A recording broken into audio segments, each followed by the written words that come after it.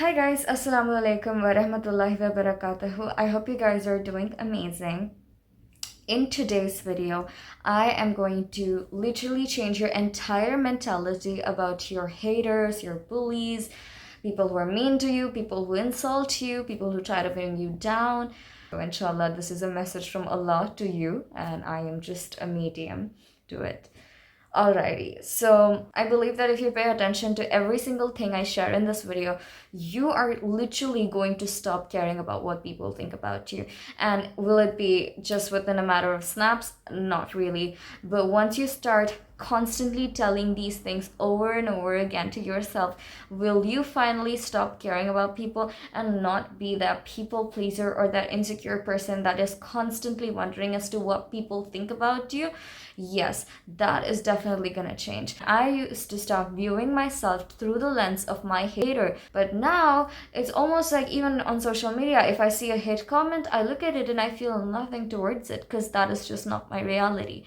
And these bunch of things I had to learn, some the easy way, some the hard way, so as to be able to develop this mindset. And Allah Ta'ala taught me these things through putting me through various experiences. So without any further ado, let us get right into it. Basically, when someone tells something mean to you, something hateful, something negative, something in the attempt to try to pull you down, what do? You constantly start thinking to yourself, oh, actually, that might be true. Even if you fight that person back, you're still somewhere in the back of your head going to think about it. If someone tells you you're ugly, even if you thought you were the prettiest looking person alive, after that person told you're ugly, you could look into the mirror and just stop wondering and looking for flaws in your face.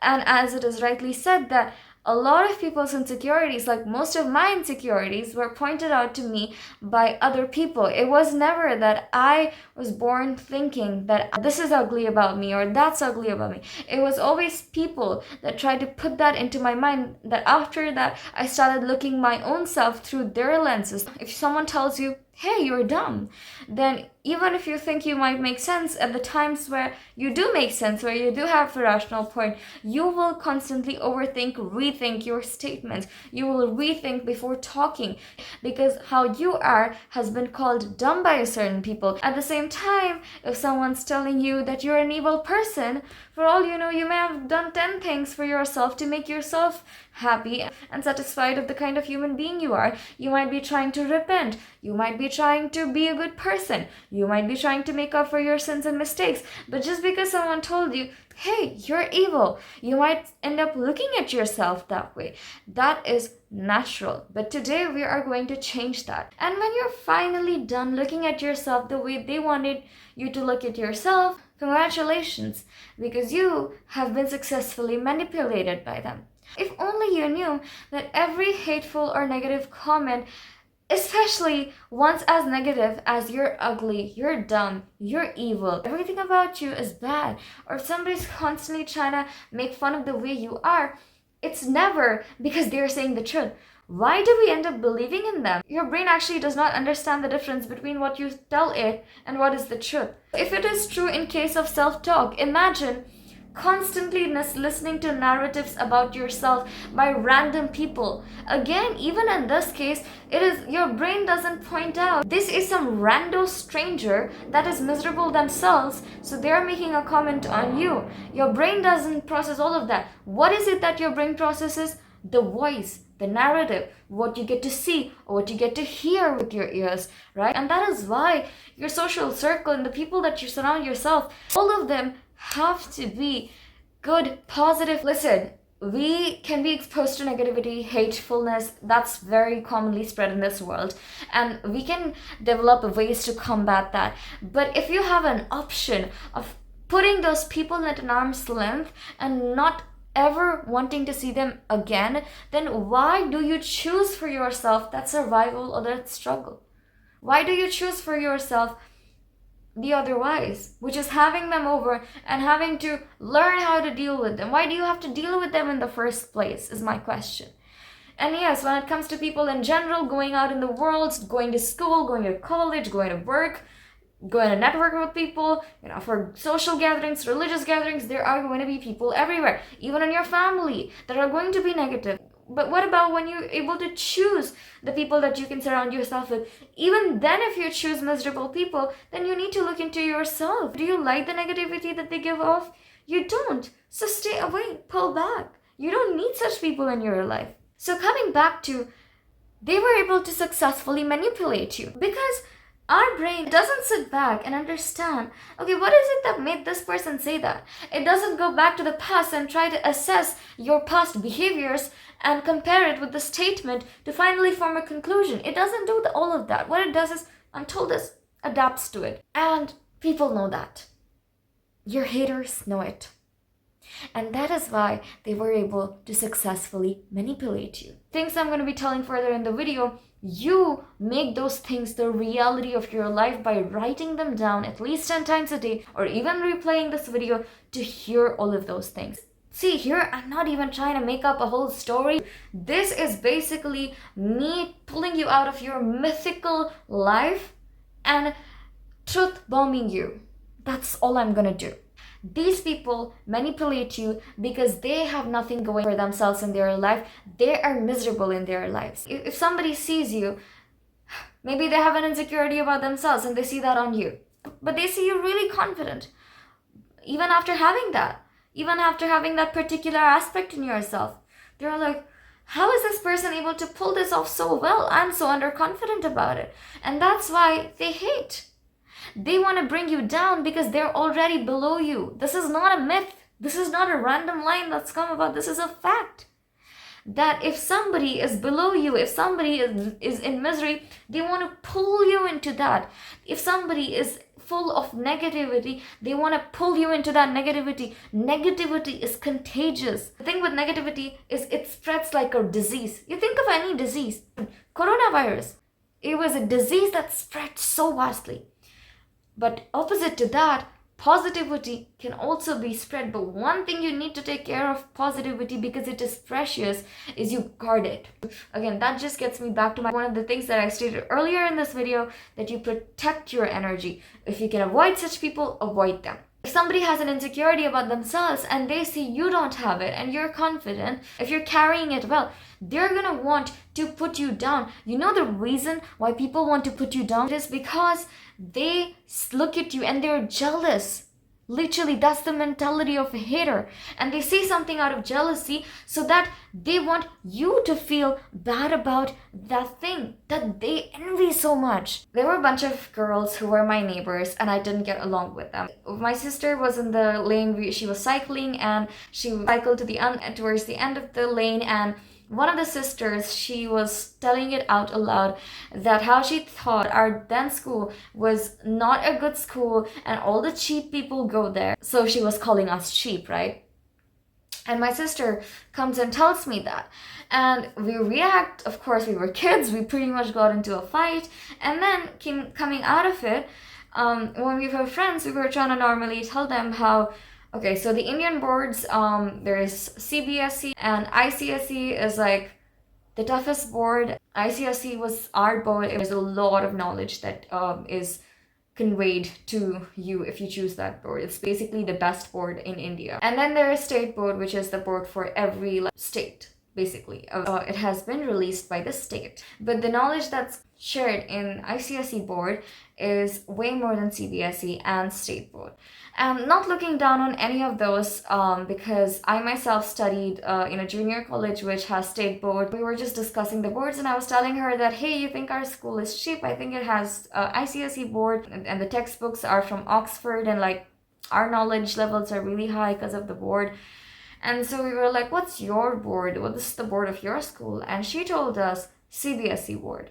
We were like, okay, fine. Might be that your school is actually really nice and better than ours, and it ended over there. A couple of years later, look up that school and turned out it's state board. They were not secured in the board that their school offered them.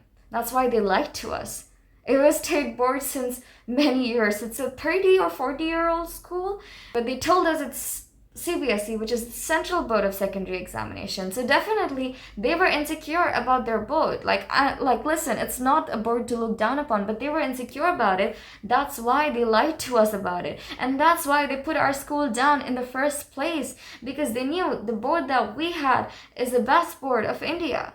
When they told that to us, you guys won't believe for how many years we went about thinking that their school is better than us. And it isn't like that school isn't good. It's a good school. But we thought that actually these people are telling that our school is cheap, so we ended up looking at it this way. But for all you know, they were just trying to be in a competition and put us down. But we thought that actually, yeah, maybe our school is not very good. That definitely was nowhere close to the truth. Likewise, I've had many times where people have tried to put me down and I believed them. And they were able to successfully manipulate me. When somebody tries to put you down, you have to understand that you have something they don't have. I was watching these Netflix series, Class, okay? And the first episode is so much similar to how my school life was when I switched my school in my 9th standard. But this one girl, Yash, hates on another girl, new admission girl called Sabah. Sabah is from a government school, and basically she enters this a really big school, it's shown, right? So like these people try to mock the new admission people who are from a government school. Apparently they entered this big school, Hampton, on the basis of the scholarship. And this girl Sabah ends up outweighing the girl Yash, who tries to bully her all the time academically. So that is why this girl Yash does everything in her capacity to put this girl Sabah down. You know why? Because she was insecure that a girl came from a government school and she literally outweighed herself despite of being from a place which did not have many resources. So this girl Yashika, I think that's her name, did two things. First thing, when she felt insecure about the new admission Sabah, she tried to put her down, try to make her feel miserable. And the second thing that she did was she tried to snatch away the scholarship from her. So your haters basically try to do two things a lot of the times. First is to snatch away what you have from you. It could be your confidence, it could be your achievement, it could be something materialistic, something abstract. But when they're not able to do that, which is snatch away what you have, and what is it that makes them insecure of you, then what they try to then do is make you feel so low about that, having that thing, that you want to give it up. It could be even your own self. You could be so amazing just by the way you are, and somebody could be threatened, and they either try to snatch that niceness or that loveliness out of you by wanting to fill your life with negativity, or they will try to put you down and make you feel so ashamed that you're not able to carry yourself. If somebody simply hates on you for you just being you, if you're not trying to hurt someone, if you're not trying to cause any harm to anyone, that person is very jealous or insecure of what you have. And if they convince you otherwise, they have successfully manipulated you. They've lied to you. Your haters have lied to you. When you understand their mentality, it's very easy to ignore the hater. You know, it's a them issue. It's not a me issue. Next part is very important.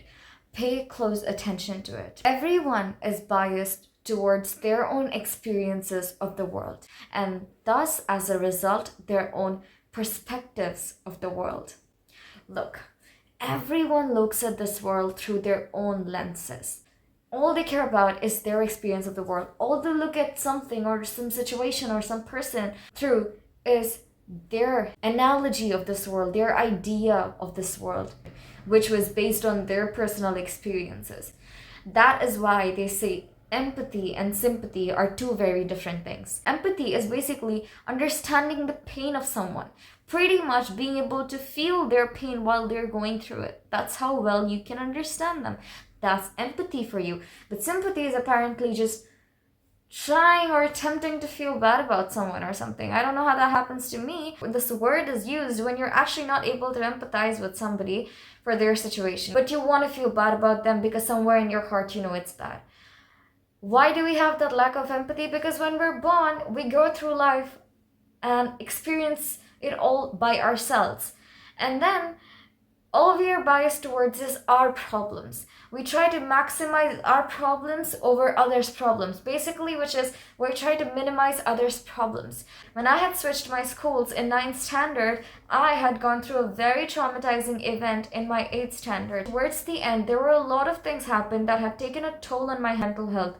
I got my first panic attack towards the end of my 8th class because of those chain of events happening to me. I also was accused of something that I hadn't done, and my school had to be abruptly changed up after that. I took admission in this whole new school, some immature kids trying to shove their narratives of what is considered cool or pretty or fashionable in the heads of the people that didn't seem to fit in. I started feeling quite insecure about myself. It was my first day at school and I saw this girl crying on her bench.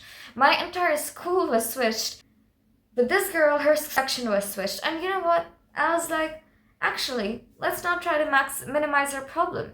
She was crying it and it was known to the entire class. I was out here, I was trying to make new friends, I was trying to socialize with people and trying to understand them. And there's this girl that was sitting and crying, and I was like, you know what, let me just go sit beside her and comfort her about her situation, because I do have an idea about how she might be feeling right now. And I went to her and I sat beside her.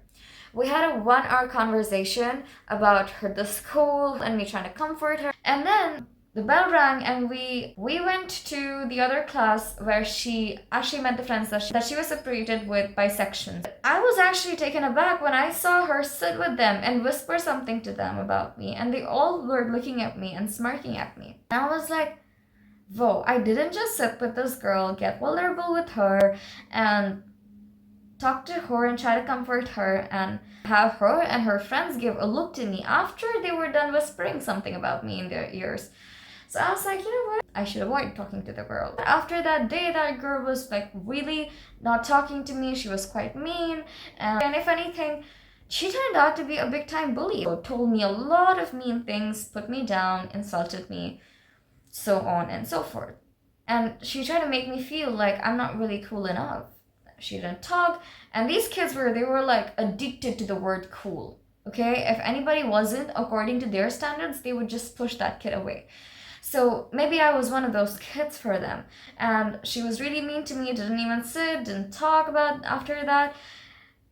And I understood how this girl was so biased towards her own personal opinions of what is cool and what is not cool. She wouldn't want to look through it, beyond it, and try to be inclusive with a person that's just new and that's had a heavy past.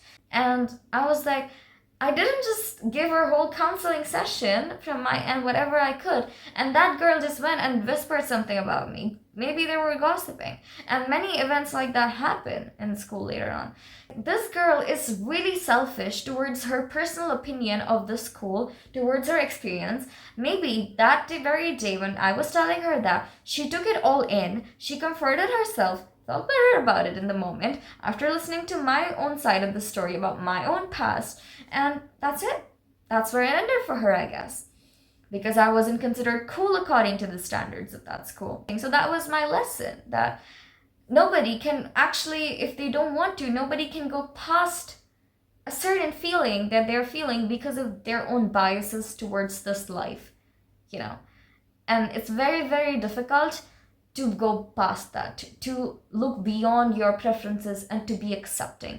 And because one of the worst things that I've felt in this life is unaccepted and unincluded, my endeavor in this life is to make people feel included no matter how they are, really. And if I'm ever distancing myself from you, it's maybe because you're a rude or a snobbish person, or because you're a non-mahram. That's the only reason I'll keep distance. If you're disrespectful, rude, snobbish, please stay away. If you're not good for my energy, stay away. Or if you are a non-mahram, stay away. But it's never with a person that might not be good enough or poor or good looking enough according to the standards of this world that I want to fit with. Actually, I feel more relatable to these people because I feel like they're grounded. Like people that have not a lot. Like the other day I was telling my mom that these poor people, they don't even have respect that they have to lose, because they go around, especially people who work for other people, like as servants and stuff, as maids and house helps. They don't really have respect also that they can lose, because I'm sure that there are many times that their respect was just snatched off of them just because somebody decided to vent out their frustration on them just because that person was having a bad day. So they have a habit of not even being respected enough. That these people have nothing to lose, not even respect. So we, as people that can give, that have these things by Allah, we need to give it to them. The poor people receive a certain treatment that all of us might have an idea of, right? That's why we as humans that have it, we have to give them, we have to be giving with them. Even in terms of the respect, it's like we should pour into their cup if we have more of it, because it's not like they're in all of this situation because they're not God's favorite. It doesn't work like that for God. For a human, it could be like, this person's cool, this person's not cool, this person's good, this person's not good. For God, by a person's wealth, looks, so-called monetary success, fame, how cool they are, or all of these materialistic worldly things, for God, none of these matter. For Him, a person's heart, their deeds, and their love towards God, and their obedience towards the Quran and the Hadith is what matters. And God doesn't send two people in this world, and based on wealth and the looks and everything else that they have, He tells, this is my favorite and this is not my favorite. That's just not God's way of loving us. That's humans' way of loving us, but not God's way of loving us. And later in the same school, there was a girl that seemed to be a lot into fashion and dressing up, and not gonna lie, her fashion game was really good. And that girl, apparently, I had heard from one of my friends that my friend overheard that girl one day gossiping with her friends about the fact that I didn't dress cool enough according to them. They were apparently talking this way about me. Oh, have you looked at Khairunissa's dressing sense? And like there was a whole lot of laughter. Now, don't know if that was true or not because I'd heard it, but the friend, she didn't lie. And my father used to at home tell, wear modest clothes at school, and like at school, if I'd wear these modest clothes, I was made fun of. Like, you guys realize how much pressure I was putting on myself, on my mind, that I have to dress cool and not very modest, but at home, there's a certain guideline for modesty that I've been sent with. So there were two things that were putting pressure on my head, and I was being so harsh on myself. I didn't even care about the fact that I'd come from so much traumas that I'm now healing, that happened in my 8th standard, that I'm now reflecting on now that I have this knowledge. I started ordering hoodies and dresses that would be considered cool just because I wanted to fit in. That girl, for her, it was very easy. She was also selfish and biased towards her own desire of being the most fashionable girl in the school, or fashion being her priority, or fashion being her criteria on the basis of which she would judge people or make friends with them. Later on, she ended up making a public profile on which she started posting reels, and one of those reels said that if this is your style, I want to be friends. Well, clearly, girl, because you were making fun of the people that didn't dress as fashionably as you did. You don't want to get to know me as a person. All you care about is whether she dresses well. So you decide a person's class or position based on how you dress. So she was biased towards her own experiences and perspectives because maybe she was bullied for not dressing fashionably once. Anybody that tells you you're ugly, if God forbid, they had a hole in their face, they might unalive themselves out of that shame. God forbid. If somebody tells you're not intelligent, if God forbid they're robbed of their memory or they're snatched away from their intelligence and their IQ because of maybe, God forbid, any incident happening to them, they might again unalive themselves out of that shame. If somebody tells you that you're uncool or you're too poor or you don't have enough money or you don't have enough materialistic things, God forbid, they can even unalive themselves out of shame when that is taken away from them. If a person's entire life is revolving around a few criterias, a few materialistic things, or even abstract, but really confined to something so specific that has nothing to do with pleasing God and to do better for yourself and for the humankind and for your end, which is akhirah, then why do you have to take those things seriously? Everyone is very selfish towards their own experiences. Listen, there have been so many times where I had a bad day and I stumbled into somebody that had a bad day too, and we both ended up in arguments.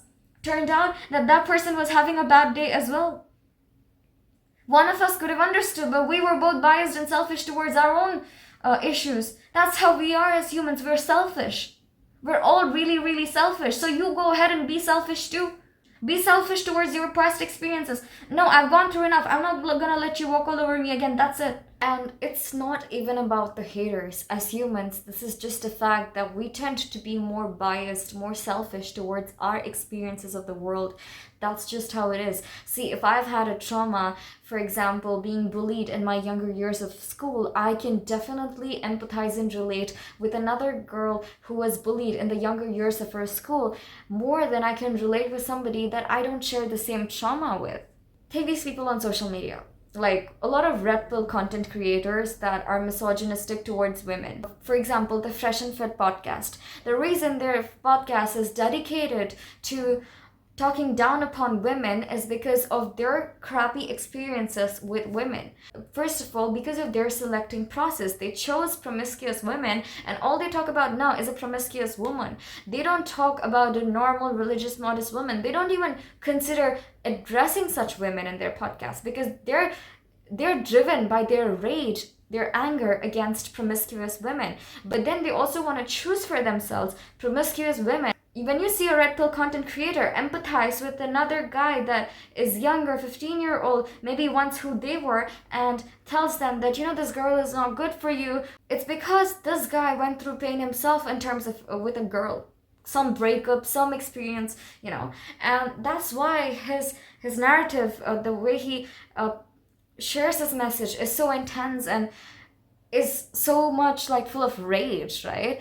But you never see a guy that came from a stable past, not with many breakups, not having dated a lot of promiscuous women. You don't see such a guy talk about women this way. Hater always has a reason to hate because a lot of the times these people, they have their own personal biases towards their pain, and that nullifies others' pains to them. As a brown girl, as a girl that dealt with such difficult cultural practices that had to change the mentality of a lot of people around her, that had to deal with a lot of difficult people around her, that had to deal with a lot of bullying, that didn't have the pretty privilege when she was young. I don't see ever a red pill guy ever being able to empathize with me or with a girl that has gone through similar experiences. But you see another girl that may have gone through that, for example, Sadia Khan, not sure whether she had the privilege or not, or she had her traumas or not. She speaks for both men and women, and she tries to look beyond her selfishness, her bias, and that is very clear in her videos. It takes a lot to empathize with somebody, to get out of your own personal bias, your own personal analogy of this world in a certain situation based on your own pain and your own experiences, and to try to understand somebody else's situation. And when it comes to hater, they're the weakest people. They're the people that cannot get a hold on their personal selfish opinions of the world. And that's why they want to shove their hate onto you, because they don't know better, because all they know is negativity. Their negative experiences made them a negative person. Okay? It's not you. It's their reflection of themselves. It's their lenses that have been fabricated, molded into something very new and very unique to who they are and to their experiences. And now they look at the world that way. So when you read a big hate comment even on you, it's mostly about that. You get to know so much about that person themselves through that hate comment. When you look at a hater, when you look at their profile, you understand why they're miserable. That is true, because only miserable people hate. Okay? It's never the happy ones that hate. It's never the satisfied, content people that hate. It's always the people that are tied up with their own personal opinions and do not have the greatness and the courage to look beyond their own personal negative emotions that were developed because of their negative experiences. We're all flawed humans, but a better and a bigger person than that is a person that might feel jealous or envious of some people, but then they sit down with themselves and they tell themselves that, yeah, I feel this way. Lately, this is what I've adapted to, and that's preventing me from being a hater. I look at someone and I'm just like, oh, this person's way of talking is quite weird. And then I tell myself, no, Sadia, you wouldn't be able to pull off talking that way. So that's why you're trying to be insecure. Sadia is my nickname, so that's why you're insecure. Like, that's how I tell myself. I literally confront myself, like, so straight up. But it takes a lot, again, to confront yourself. And then it's gone. But imagine if I kept that inside of me. It would be there. So there's a solution to these haters also, but this is not a video for them. Like, if you want to learn from that, if you hate often on people, if you could learn from this, good for you. But this is for the people that take hate and negativity personally, insults personally. These people are themselves miserable. So firstly, they either want to pull you down or to snatch away what they're jealous of that you have from you. The reason they do it is because they're biased towards their feelings. They can't look beyond that. That's all they're ever going to be about. If they don't want to change that, that's it. You know, again, the same girl that I spoke to, this one time she was crying about something, and again I went up to her like a meme should be made on me, like being insulted and going to the same person to comfort them. You know, a meme should be made on me because I was also, but no, I've learned. Okay, so I went to her. I was like, what happened and everything, and she said something so mean that I was like, a burn. But how much more can you be biased to your negativity that you don't look beyond that you could really hurt somebody, and that you're just taking it out on a random person? How engraved into your own negative emotions are you that you thought that the only way you could make yourself feel better and you could feed into your satisfaction is by insulting someone and saying so mean to someone? They're selfish. Haters, insulting people are selfish. They cannot understand your situation. She couldn't understand that it could have such a strong impact on me. You know, that I am sensitive and that I'm a person that just tried to ask her. That's how little small she is. Yeah? But when it takes a person that wants to be patient no matter what kind of a day they're having with another person, it shows how good they are. Haters are always smaller than you in every way. First of all, in their own heads. Because in the first place, if they weren't that way, if they weren't below you, they wouldn't want to come after you and snatch away your happiness and try to just be after you. They wouldn't do that. If they thought that they're better than you, they'd be into their own thing. And second of all, they wouldn't want to put you down to feel better about themselves. You know what? You have so much power to be on the receiving end, even because you know that if someone tells you, hey, you don't have as many cool clothes that I have, you imagine how much they'd be suffering if what they have was taken away from them, because all their life revolves around is what they hate others for. If they have it and they hate you for it, and understand that their world revolves around it. Because a lot of people say that, right? That a hater hates on you for something that they don't have. But there are a lot of people that will hate you even if they have more than you. Then you understand that their world revolves around that particular thing, and they give so much importance, and they have an unhealthy obsession pretty much with that thing, be it anything. So then they're gonna try to put you down with that. And I believe that this video, if you came thus far, you would have understood. If you really paid attention, you would have understood it all, and you will now stop caring. If you want to repeat this video, repeat it over and over and over again. But I know that if you take it the right way, if you understood everything, noted it down, you will stop caring after a point about your haters. I haven't gone through these many situations for no reason. Definitely, Beshak, for Allah to reward me in this life and in the akhirah as well, inshallah. Hopefully, please pray for me as well, guys. And also for me to come here and share this with you so that it can help you guys.